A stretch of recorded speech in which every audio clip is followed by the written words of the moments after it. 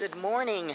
Today's our last full day of just seeing Montana and the Yellowstone area. So we did a little different bypass here. We're going through 287 instead of going through Idaho to get to the park in a different way. We're here at the Earthquake Lake Visitor Center, and it runs through the Madison River, which is over there. So we're on top of the scenic point of the Earthquake Lake Visitor Center. And there you can see the lake that the earthquake made. There was an earthquake in 1959, and this is a place where a lot of people camp, obviously, such as us, and unfortunately it killed many people that were out here camping in the summertime. And the earthquake pretty much made this lake. So you see all the trees, kind of like how a tsunami changes the geographical area. This also changed parts of what used to be where trees were, and there wasn't a lake like this, it was just the river. On the other side here, you can see how it kind of avalanched, and there are no trees, and it's still that way. It just slid. It's same here, where there's just all the rocks that fell down from the mountain. Pretty interesting.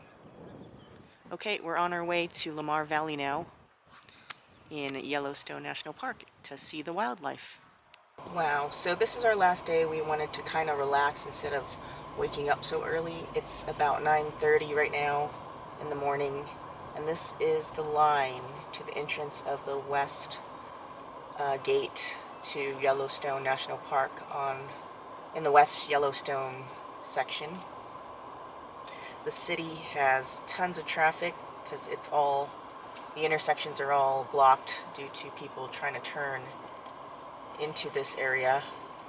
But somehow we found a way to get in from a side street per the GPS. But now we gotta wait in this long, long line. So it's definitely good to have your national park pass. If you get one, it's just in and out. You don't have to fumble around with a debit card or credit card or change, cash. And we've been coming in later in the day, like maybe 3 p.m. So if you're willing to wait and do other things before that, just do that instead. That way there's no line at the gate and you're in and out. But we needed to have some time to go to Lamar Valley, which is almost a 3-hour drive from this gate. It's going to take a while to get there. It's one of our last sections of the park we want to explore, as well as the canyon falls. And then we should be pretty much done looking at the main attractions of the park anyway. And we'll figure it out from here.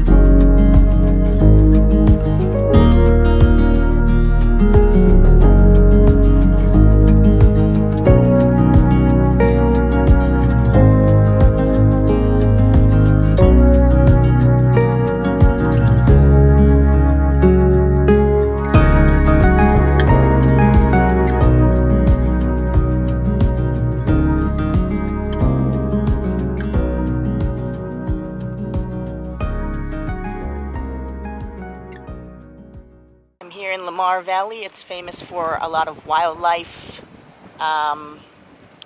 Usually you come here during dusk or dawn, but we are so far away from Lamar Valley. Lamar Valley is pretty much near Cody, Wyoming, heading that way, and it took almost 3 hours to get here with all the traffic. So this is a beautiful area. It's very peaceful. A lot of bison. We saw the bear. This is great. It's super windy out here, so hopefully you can hear me, but I'm not sure if you can see hundreds of buffalo right there. That whole line is buffalo. I zoomed in as much as I could.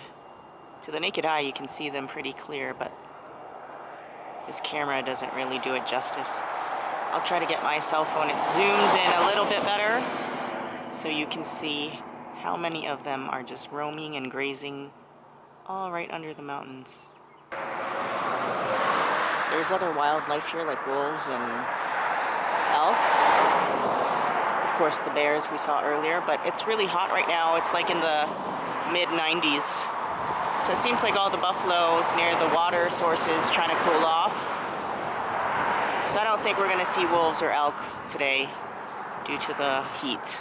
We're fishing by the stream in Lamar Valley, and there's all this fuzzy fur along the edge, so I think the buffalo itch themselves on the corner. It's like real buffalo fur. That's pretty cool, and it's really woolly and soft. So we finished Lamar Valley. That was very interesting and beautiful. Gorgeous, gorgeous. And it's such an experience. If you ever come this way, definitely make time to go to Lamar Valley. Just seeing all the wildlife, it was amazing. And it's such a scenic drive. It's a long, long drive. And if you're stuck behind somebody slow, it kind of might take longer, but I think it's worth it. And for some reason today, it's Tuesday, it is super packed here, and we were here on Saturday, Sunday, and Monday, and it wasn't as bad as it is today. For some reason, everybody in the whole world's here. So we're trying to see the Grand Canyon of Yellowstone. It's supposed to be a big canyon with a waterfall. We're here. It took us a while to get to this side of Yellowstone, and almost like 2 hours with all the traffic. It's crazy from Lamar Valley. So we're here in the parking lot. It is completely full. We also can't do Grand Prismatic Springs that I wanted to. I think I mentioned that in a previous video because just the parking sucks. This is our last day here. We kind of don't want to stay here too long. It's already 4 o'clock. Our drive back to our cabin is an hour already on top of that, and we wanted to grab some dinner and just relax on our last day before heading into Belgrade tomorrow. So we'll see what we can find in terms of filming this setting, and we'll get back to you.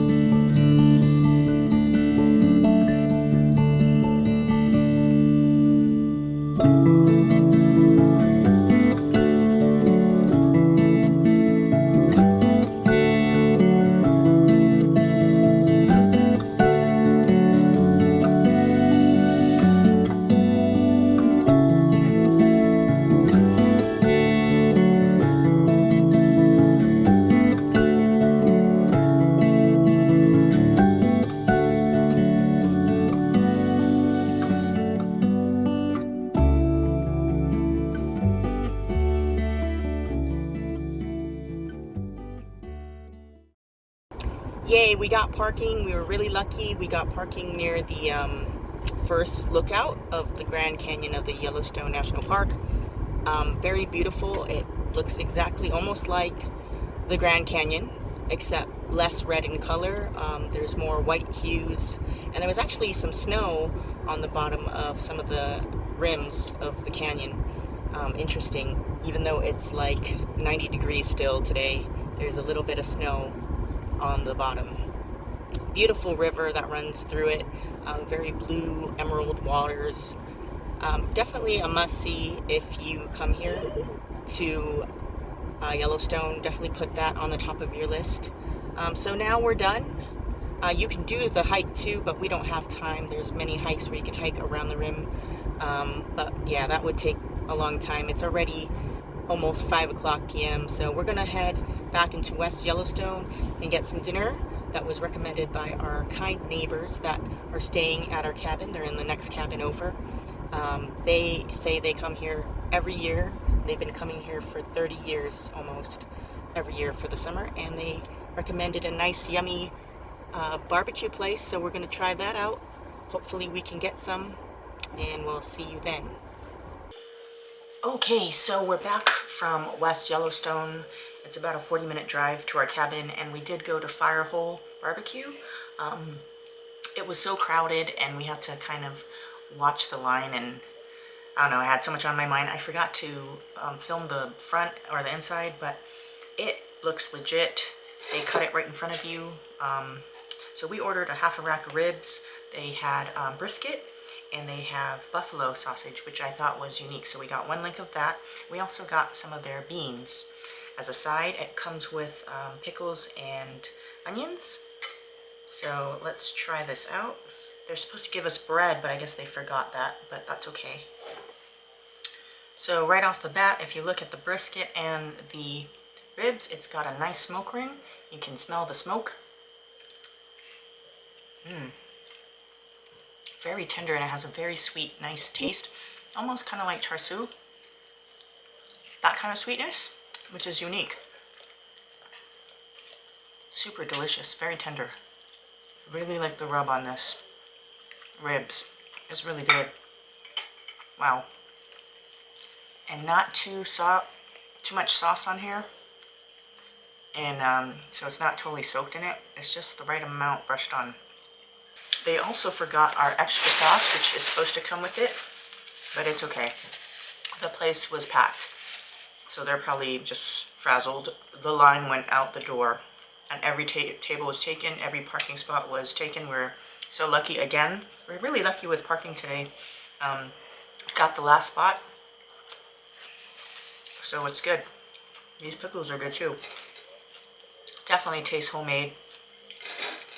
It's got a crunch, but not that jarred pickle crunch. You can taste that it's not processed.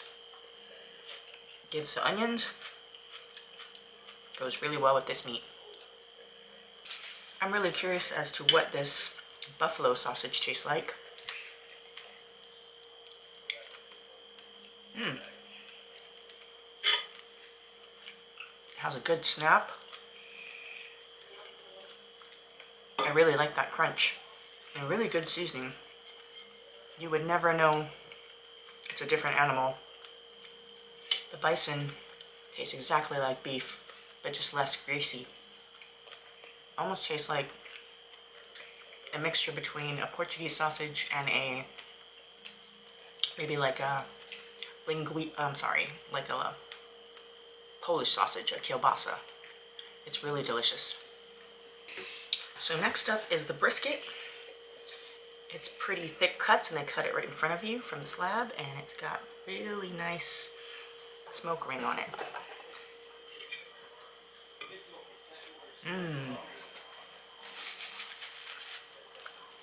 Just falls apart when you bite onto it. Good fat to meat ratio. Good seasoning, really, really good. I think it would be better if it had a little bit of a dipping barbecue sauce, but she forgot to put it in, but it's all good. Next up is their side. They have coleslaw, corn salad, which to me look kind of funky. They have mac and cheese, but my son does not like mac and cheese, so I didn't get it. So we went with the beans. They smell delicious, and they've got big chunks of, I'm going to assume this is leftover brisket, but man, that's a lot of meat in here. Good flavor. Beans are cooked good. Try out this brisket. Really tender and soaked up all that bean sauce. Brisket is good in a different way from the regular one. That's a good side. I also forgot to mention that the buffalo sausage also comes in hot or mild, but we went with mild because my son doesn't like spicy stuff, but it's still super tasty with the mild. So definitely try it out if you're in the area. But yes, I totally recommend Firehole BBQ. I am very happy that my neighbor in the next cabin recommended it to us since she's familiar with the area. And yeah, I definitely come here again, and I'm so glad I stopped by and got a lot of meats to try.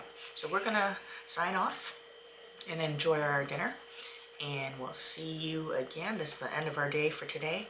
We had a long day of sightseeing, and tomorrow we'll head to our last location, and we'll see you then. Canyon of the Yellowstone. Continue for 12 miles. I'm going to beat you. You like my happy tree Bob Ross socks? Happy trees. That's what we saw on our trip to Montana.